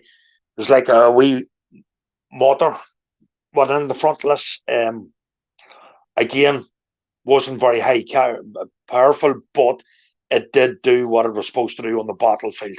So yeah, it is a great tank. I'm putting all the turret into place. 18, you will be putting it down together. Then obviously you can mount a different machine gun assembly. Then obviously then you're coming in then to the wee D-Rama base, the French sitting position. So could be used for a later project for myself. And then obviously you're going to be putting it all together, the trench scene and everything else, on the FT coming over the top with figures. So yeah, that's another kit review done, folks. Sorry I blabbered on a wee bit more there about it, but it's a subject that I'm very passionate about, is the Great War. And as I said, I have plenty of reading material which I can look up and get better. Maybe I might scratch build my own trench. I don't know yet. But if you have any comments about this kit, please feel free to drop in the comments, and I'll see what I can answer them for you. So yeah, that's my kit review done. Brilliant. Thanks very much for that, Gary. Really appreciate that. I tell you what, I've just had a look how much that is on AliExpress. Mm-hmm. Yeah, it's a tenner cheaper, including postage and packaging. Yeah. So guess what I'm going to be getting? You're getting one. Oh, yes. Yeah. Sorry, folks, I rambled on a wee bit there, but it's a subject that is it's very close to my heart. Is the Great War. Stop worrying about things like that. It helps us. Yeah. Yeah. Because we know we now have somebody. If we're doing a Great War thing, we now have somebody we know that we can go and say, Gary, right, I'm doing this. What do you reckon? Yeah, Yeah. So there you go. it is a lovely kit. As anybody knows who ever made anything, sorry, read a quick comment here. Lewis Williams, well done, Gary. Thank you, Lewis. Anybody that's made anything by Ming to know it is great stuff to work with. Meng. Mang, Wong, whatever it's called. Yeah. M-E-N-G, Meng. Ming, yeah. Meng, not Ming. Ming. They are a nice kit to work with. I think you've worked with some of them staff too, haven't you? Yep, I've done the whippets. I've got the dry decker as well. And yes, you are right, Gary. It is Decals. We're not American. Okay. So it's Decals. It's never so bad. But you really do need to learn to say Meng. Yeah, I do. Not Ming. Sorry about that. I'm just being wicked.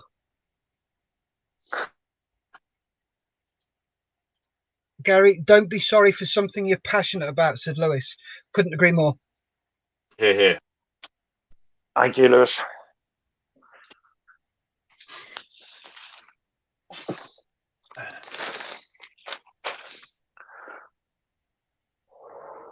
I know the big one of that, the 1/16 scale one, was a beautiful one to work with. Yeah? Yeah. I wish I kept it for myself. Well, there you go. You've got that one for yourself. Yeah.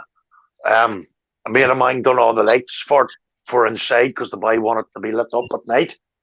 Right. And we got the whole wiring all done inside, full works. And as soon as I seen it, I went, yeah, I'd love to keep that. Well, why don't you wire this one up then? Yeah, could be a thing, Steph. Yeah. I'll be honest with you, Gary. It's not hard. Well, look at the TARDIS I did. Yeah, I know that, Steph. I think it would be nice lit up at night, that. Oh, I think it would as well. Yeah. There is some lovely kits out there, folks, from the Great War. There's one I would really love to get my hands on, is the German AV7. Oh, is that big, huge thing? Yeah, the one with 18 of a crew. Oh, yeah, that is mentally huge. Yeah. Even the St. Charles, it was 18 of a crew. Yeah. But they're all blistering with weapons, you know what I mean? It was unbelievable. Oh, yeah, they've got some weapons and half on there, haven't they? Yeah. Steph, I'll be back in 5 minutes, okay? No. Well, if you don't, I'm even for the toilet. No, you got to stay till the end. Oh, by the way, I'm just going to go for a wee. It's gone anyway, Mark, so I don't know why you said anything. Got a couple of comments here. Oh, no, just the one from Mark, right. Afternoon, lads, from sunny Salisbury Plain. Just popped in quickly to say hello. Hello, Mark, how you doing? All right, Mark. We is all fine at the moment. Oh, yes.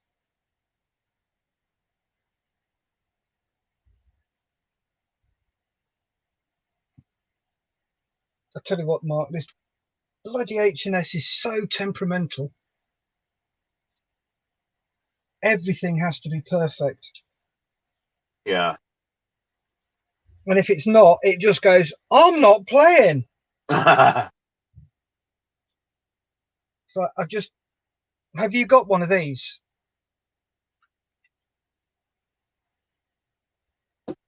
Mark, that'll be yes then. Yeah, they are worth their weight in gold.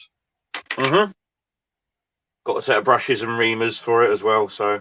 Oh, yes. But that's ideal for the nozzle tip itself. Yeah. Oh,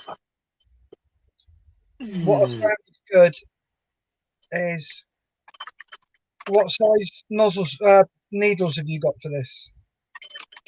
For mine, I've got a 0.15 and a 0.4. Yeah, I got a 0.2 and a 0.4. My 0.4, I've heated up and hardened. All right. Yeah, and it stops it bending. Uh-huh. But I daren't do it to the smaller one just in case it doesn't work. Yeah.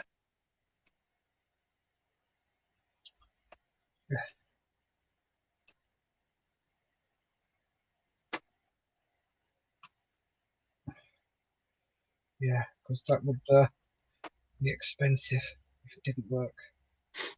But then what I could do is probably keep using this until it's like, right, I need a new one, and then use that as a test bed. Yeah. Actually, I might buy one. I can afford one. Well, I'll give it a few years on this one to hone the skills further. Yeah, Learn a bit of finesse and subtlety, as you will. yeah. I'll dig it out. I've got some paperwork that I was sent for the course, Mm-hmm. so you can see what it's like.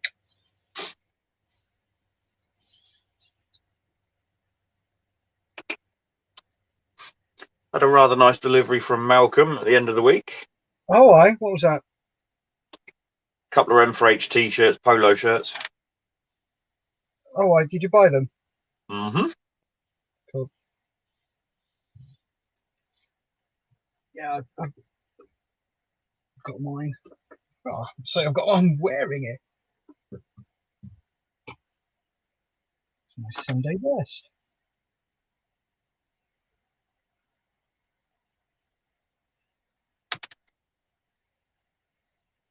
Thing is, with airbrushing, as long as you're open to learning new things, That's it.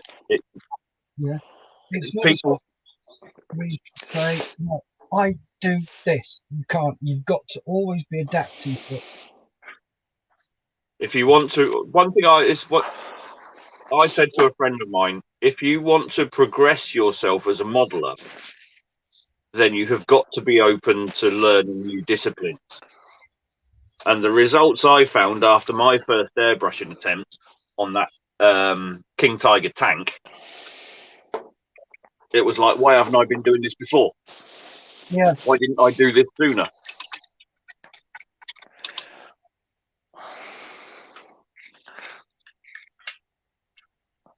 But every so often, I do the same as you, but I've just got a pot of old, really thin down paint, which I use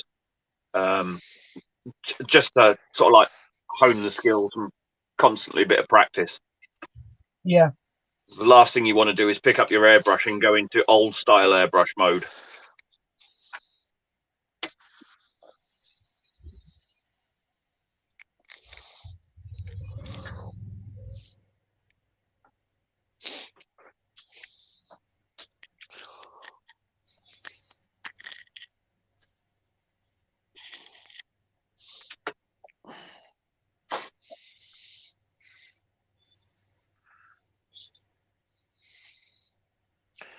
At least of no runs in it. Good. That's an achievement in itself.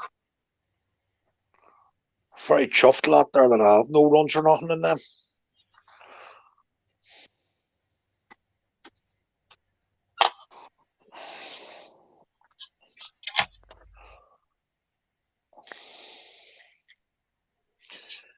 Menu. I didn't get very much done today.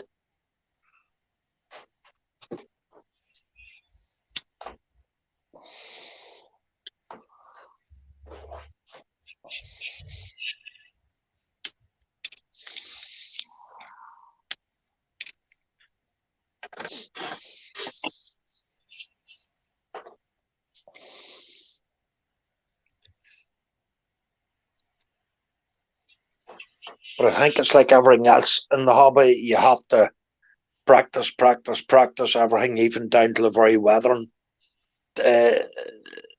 techniques. You know, I think it's all practice. Yeah. and good reference material, like books and stuff, or as staff suggested, staff was doing legal, he downloaded all the stuff, and it was sitting there at his workbench that he was able to get the references off. I think that's a big thing too. Yeah. Would you agree, staff? You just went very quiet, Gary. Sorry, staff. No, somebody's trying to phone me. I don't know why they do that when they know I'm online.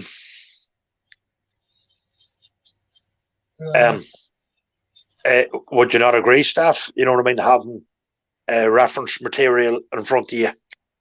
Oh yeah, always.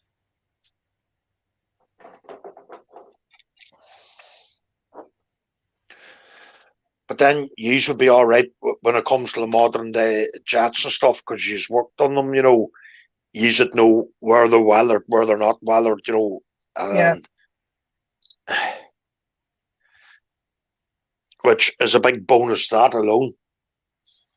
But the thing is, with that, you're still learning.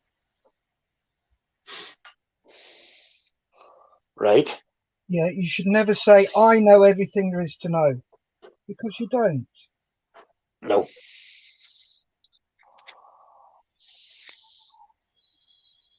You'll never know everything there is to know.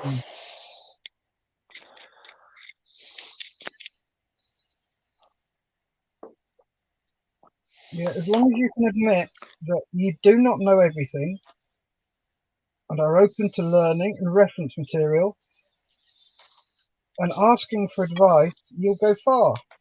But it's when you sit there and go, I know all there is to know. And at that point, you end up looking like a chump. Because somebody goes, well, absolutely. Yeah. Always put the caveat in that you may not know it. So you're always open to suggestions.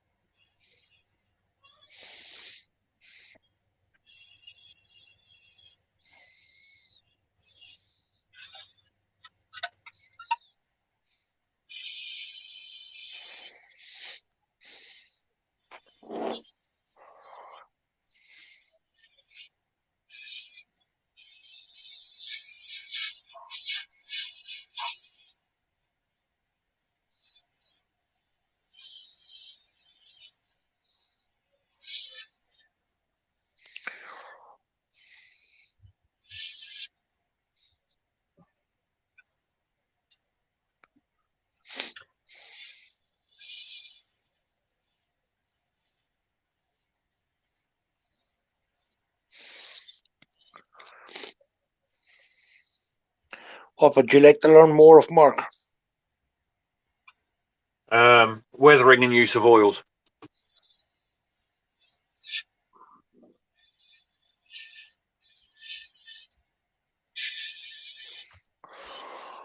A good bloke for that is LPJ Models on YouTube. Mm-hmm. He uses a lot of oils. And yep. Give it a check. Well, this is really pissing me off. I can't get the paint right on this bloody buff. So they're too thin or too thick, and it just clogs the needle up.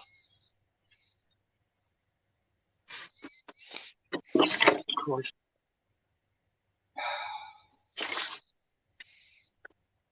Yeah. There you go. Look at the state of that.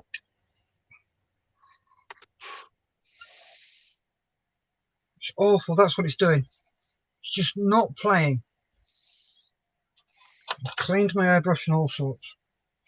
Oh well, it's done. I'll put a thicker coat than normal on. Well, that should suffice. We'll have some tonal variation on it though.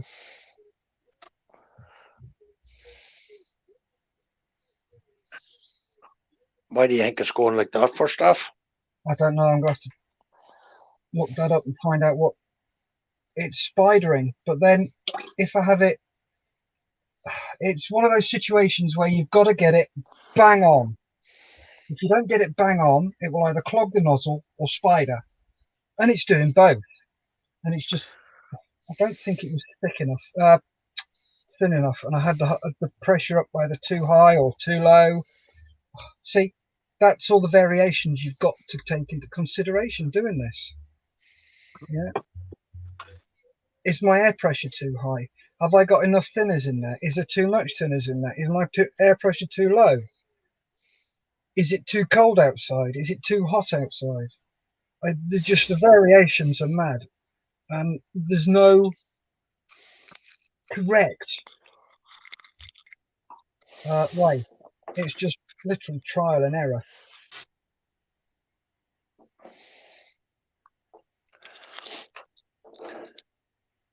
Coming up to the last 9 minutes. Really? Bloody hell. Yeah. I know. That was the unboxing one for you. Didn't think it took up as much time as that. Yeah, about 50 minutes. But when you do get a nice kit like that there, you know, it is lovely. Oh, yeah.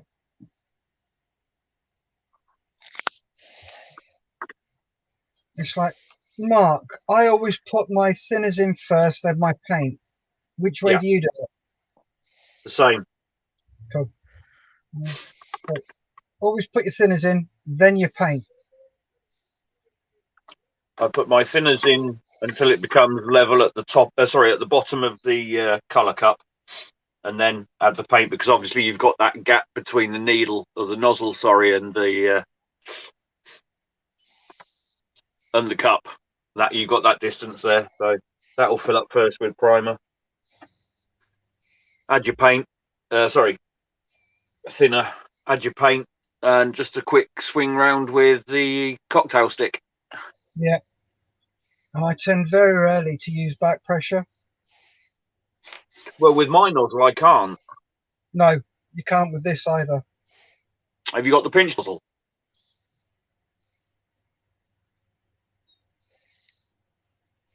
Is it just the 2-horn job? Yeah, the pinch nozzle.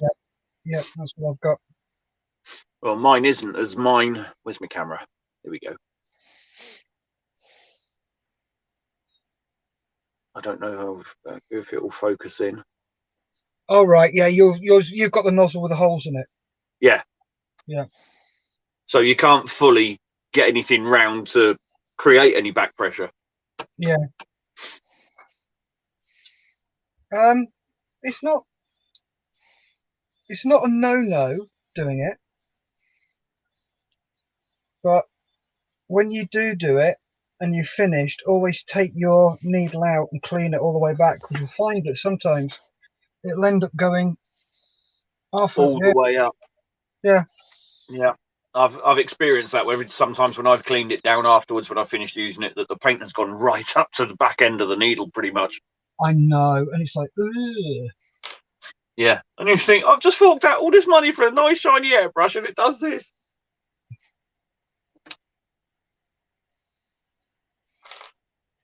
It's like buying a brand new Rolls Royce and finding out the engine leaks oil. Yep.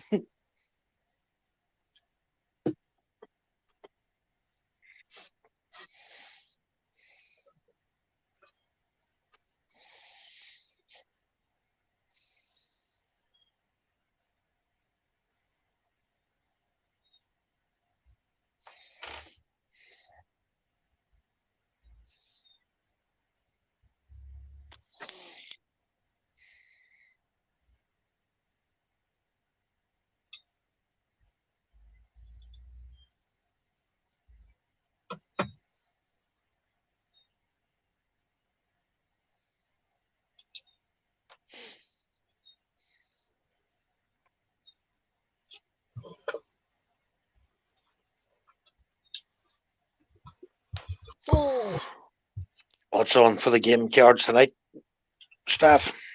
Not sure, mate. Not sure at all. All depends what her ladyship fancies. She's out walking the dog at the moment with friends.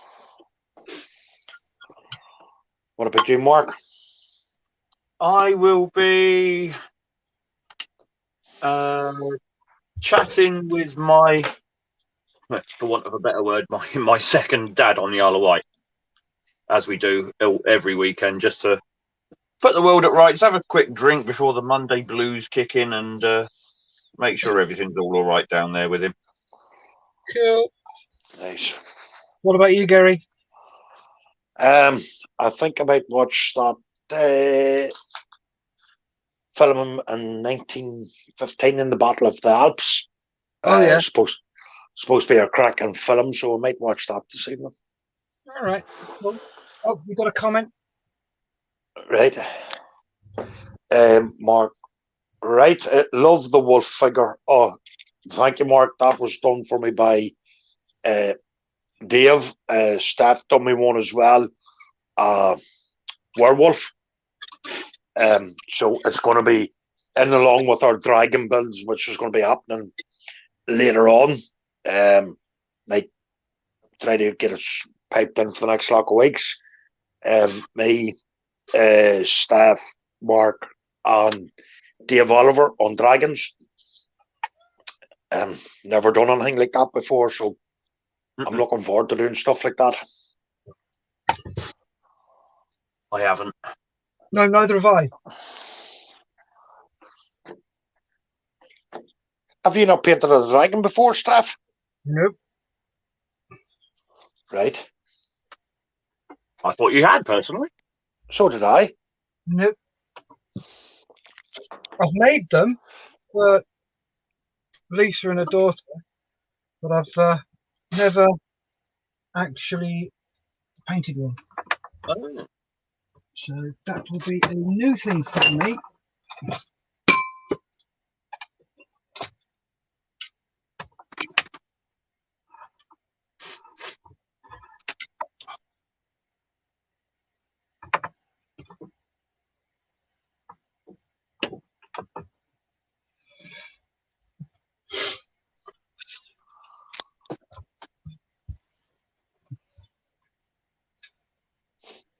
Coming So up to the what- last one. Sorry, Steph. Go, Gary. Last 2 minutes of the show. So what we'll go around now, everybody to see what they managed to get done this afternoon. So start off with Steph. Okay, dokie, give me a mo.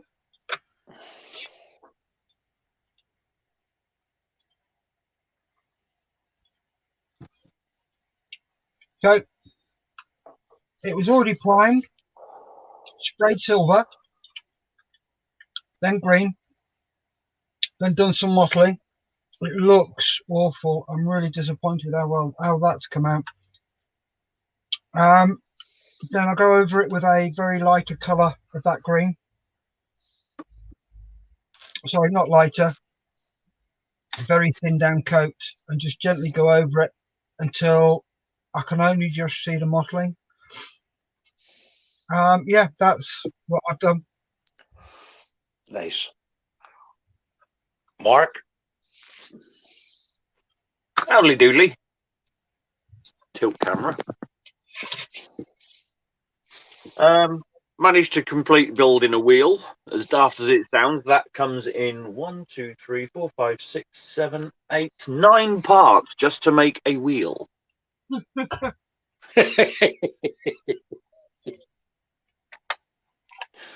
You have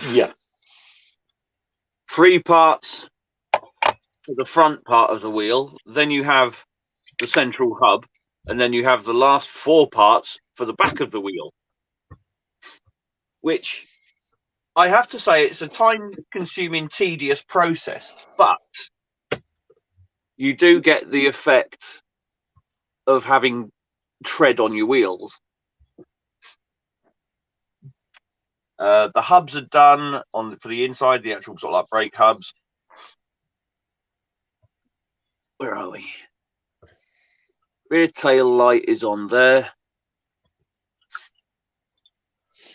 4 support beams cross members from the rear axle to the midpoint of the chassis.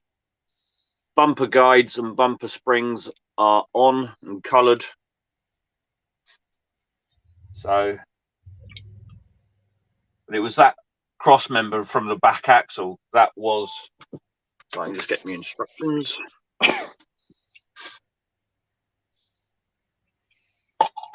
That part there, as you had to make all of these are 4 different parts, separate parts. So you had 1, 2, 3, 4, and then 2 little spigots at the end, and plus 2 parts of PE as well. Nightmare! Nice. But we got there in the end.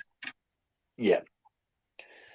So all I done this afternoon was done a wee bit of priming. I'm very happy I didn't get any runs at all. So that there alone is achievement. Oops, sorry. I got no runs at all. So very happy with that. Basically, that's all I've done all afternoon was just one wee bit of priming, and I got a wee bit of black put onto the tires. That was it. So that was my whole afternoon of 2 hours, folks. So we've just went over the 2 hour mark now. So if would you all like to say goodbye, folks? Goodbye, folks. Goodbye, folks. Goodbye, folks. Thanks very much for tuning in. Yep. Stay safe. Keep modelling.